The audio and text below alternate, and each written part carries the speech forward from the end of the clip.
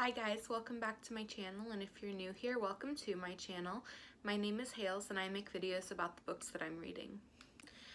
Today I am making a video that I never thought I was going to make, and that is my reaction to After. Okay, so for this vlog I'm going to do something that I said I was never going to do. I can't get a good angle. I am going to be reading After. And I said I wasn't going to do this because I hate the fact that it was based on One Direction fan fiction. I think that's disgusting. I think writing fan fiction about real people is disgusting. I think the fact that people write about real people's lives and I hate it. I hate it. I think that's just nasty. So I said I was never going to read it. And I'm going to read it. I am going to read it for this vlog. I don't know why I'm doing this to myself, but I am. So here we go. Okay, already I opened up to the dedication page. That was a really weird way to say dedication. Apparently that's a word I can't say. Dedication. Okay. And this book is a work of fiction. Any references to historical events, real people, or real places are used fictitiously. Other names, characters, places, and events are products of the author's imagination, and any resemblance to actual events or places or persons, living or dead, is entirely coincidental. Are you sure? Are you sure? Because I think it was Harry Styles fan fiction. It absolutely reads like every other fan fiction that I have ever read. This is so cringy. It is so cringy. How do people love this? Oh my gosh. Hardin is really just annoying. Like, I watched the movie, but he did not come across as annoying as he is in this book. Like, he is just annoying. I cannot care any less for him than I do right now. I don't like Noah, but I think that the cheating trope is so shitty and such a cop-out, and I hate reading about it. Like, it's like, why? What's the point? It's so stupid and shitty, and I hate it. I hate cheating, and I hate the trope. And even though I don't like Noah, I think it's really shitty, and it reflects poorly on Tessa, who is supposed to be like a good girl, and then she's making all these shitty decisions, and like, really? Like, Hardin is supposed to be the asshole, not Tessa.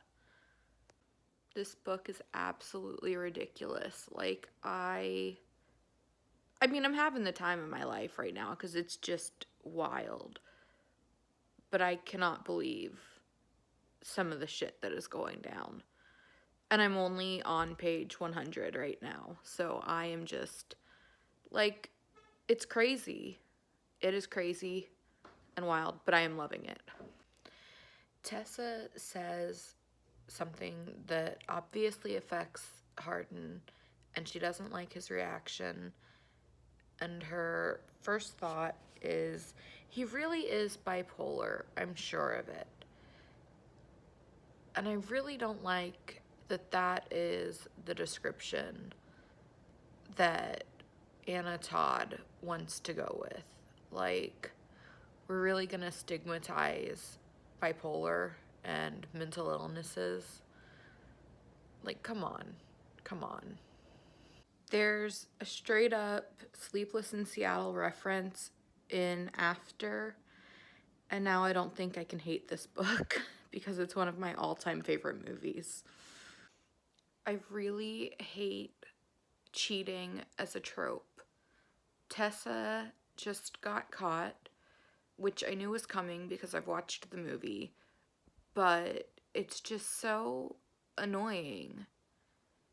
Like, that's really, like, all you could come up with. It, like, I don't, like, really? I know it's been going on for the last 100 pages, but it's just so annoying.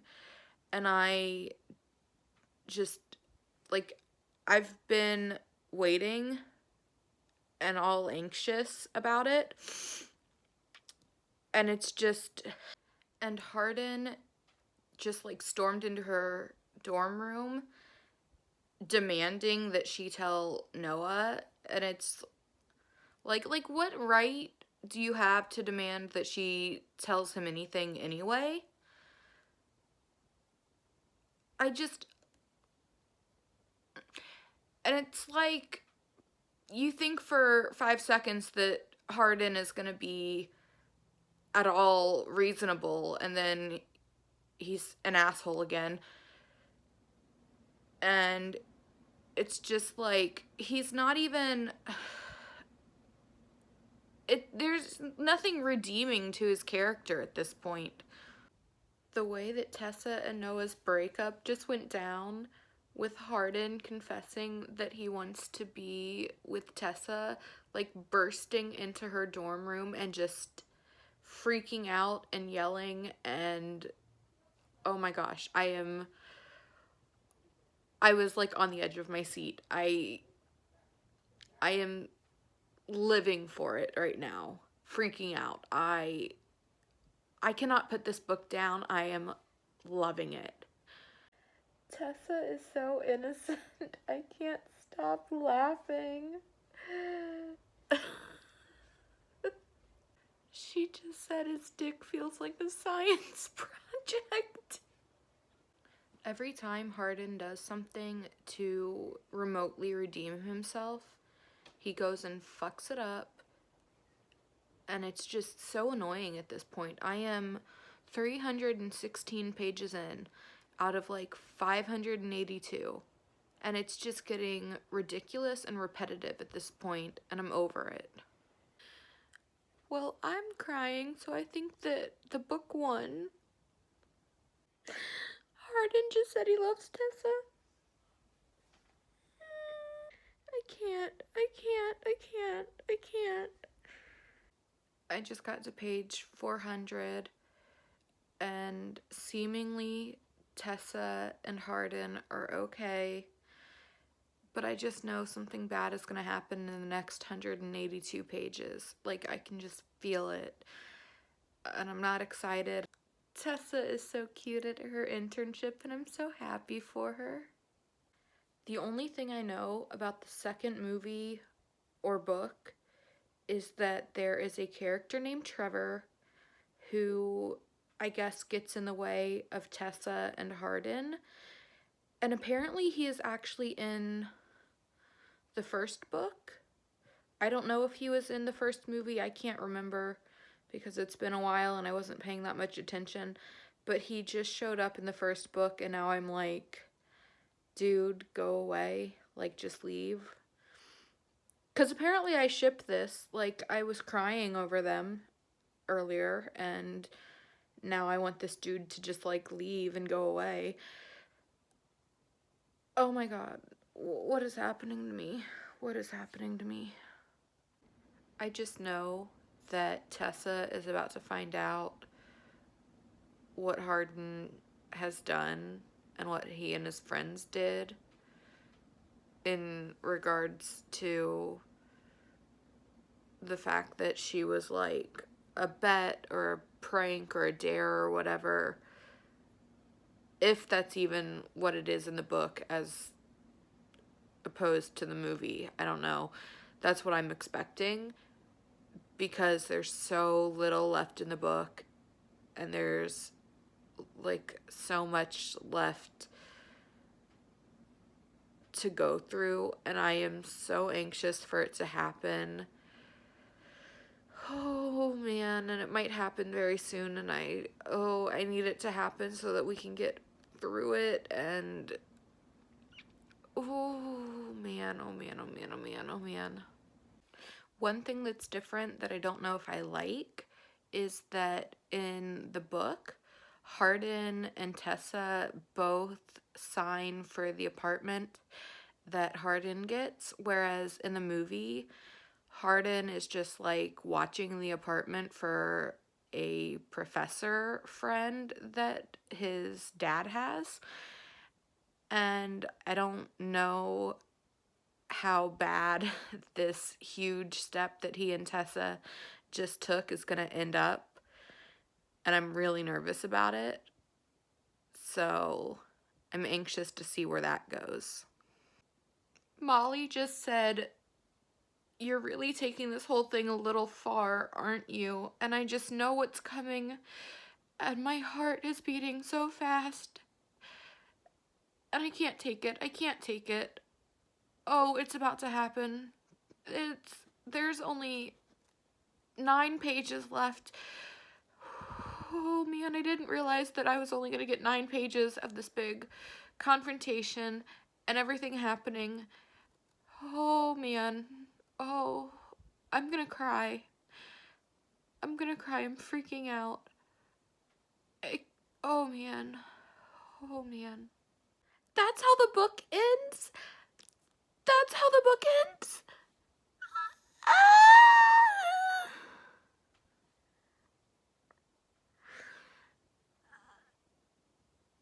Oh my god, oh my god, oh my god, oh my god.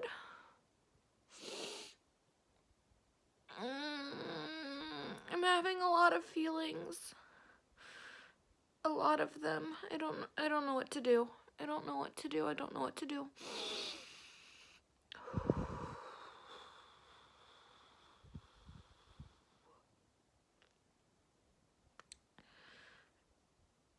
That was too much. That was way too much. That was a lot. So, what did I think about this book? Well, I was really taken by surprise, to be honest. I did not think that I was going to like this book at all. I thought that I was going to stick to my guns and absolutely hate it, and I was really wrong. I sat down and I started reading and just absolutely started vibing. I was so in love. I thought every second that I spent reading was just the best time. I could not get enough of it. Man, I had the best time. I thought going into it that I was just going to hate it. And I think that because I had such strong opinions, thinking about how it was Harry Styles fan fiction and how much I didn't like that people write fan fiction about real people and like try to manipulate what they think these people's lives should be like, or what they think their lives are like and how they should go, and just like I don't like that. I think it's really weird and creepy. And so I have actively avoided this book, and I just did not think that I was going to enjoy it at all. But from the first page, I was absolutely hooked. I haven't read like this since I was in high school. I sat down and I was just completely engulfed in the story from page 1. I could not control how absolutely sucked into the book I got. I have actually abandoned my April TBR at this point because all I want to do is read after. And I think that is kind of ridiculous. I am in the worst book hangover that I have been in so long. Usually I'll like get into a reading slump after reading a really good book, and I just won't want to read anything. But my issue right now is that the only thing I want to read is after. I don't even have like a reading slump. I legitimately will just, I started reading after again because the only thing that I want to read is this book, and that is the only universe that I want to live in and just want to completely absorb the story over and over again and be with these characters and this story. And I find it absolutely ridiculous how much I adore it. Almost immediately, I felt very connected to Tessa due to the fact that we are both big book nerds and want to go into publishing and are English majors. I just really felt connected to her, so it was very easy to get engulfed in her story, and that I think made it easier to really dive into the book. It was just very nice, I think, to have a character that was so innocent and pure as Tessa was, and watching it as she unfolded into the new Tessa and kind of found her footing in college and was just deciding who she wanted to be, and kind of seeing how Hardin and Steph and Zed kind of played into that.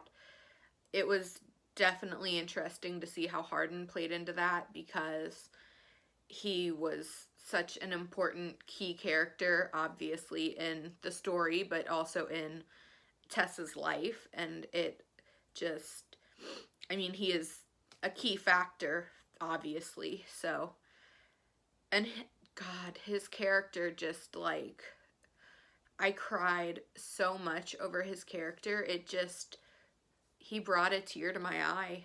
I could not, oh my gosh. I was not expecting to have such a reaction to Hardin because everybody always talks about how he's such an asshole and he's such a douchebag, and nobody ever talks about how damaged and broken he is and how everything he does is because of these horrible things that happen to him. And like, that's not an excuse at all, but like, you kind of see where he's coming from and what he's gone through, and it just puts it into perspective. And it's like, you just understand him more as the book goes on, and you kind of see where Tessa is falling for him, and it's just like watching from her perspective, because it is told in first person, is just heartwarming and then so heartbreaking at the end.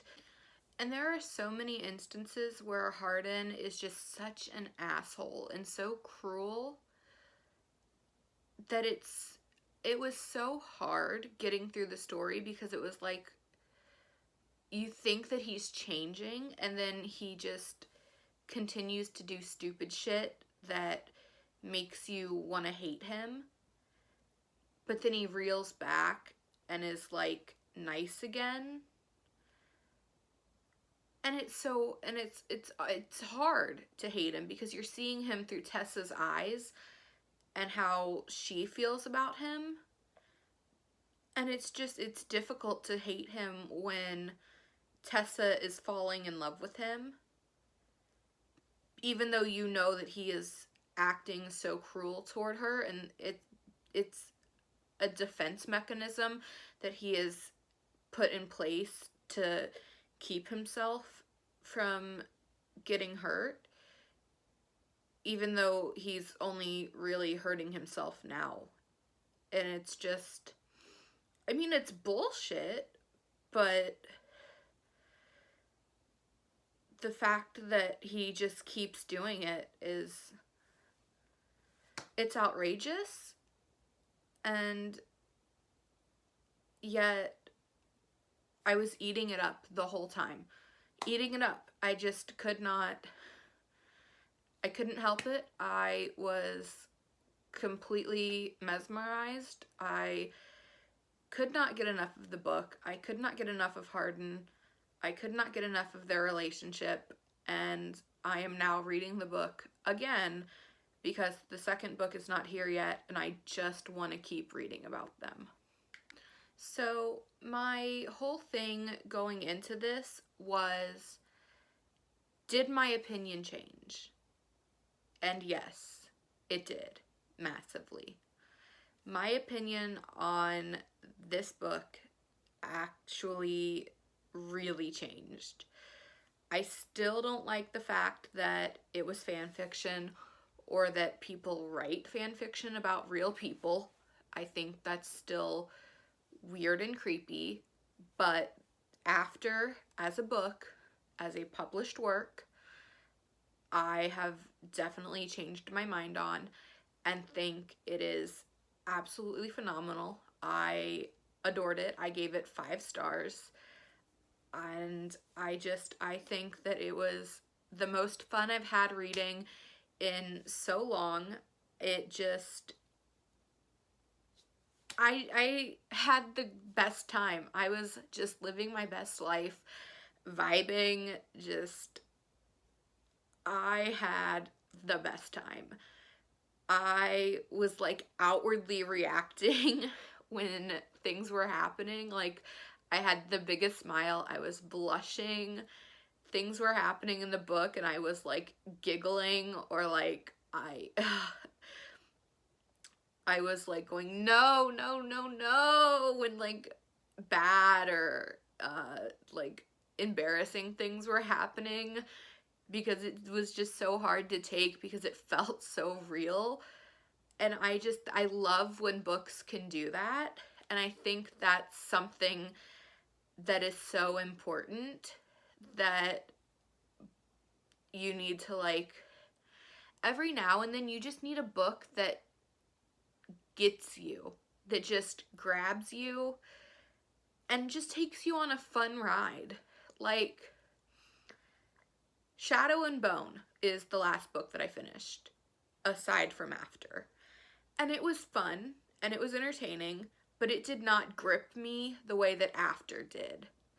And sometimes you just need that book that just grips you and doesn't let you go and just entertains you and is kind of a little trashy and a little, like, because it's like, it's a little trashy and a little, it's a little trashy, but it's so good. It's like, oh, it is so good. It is so good.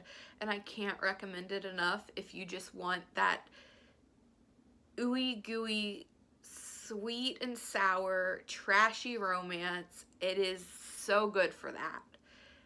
It is the best. It was just top tier, trashy, sour and sweet romance. And I loved it. Could not recommend it enough if that is what you're looking for.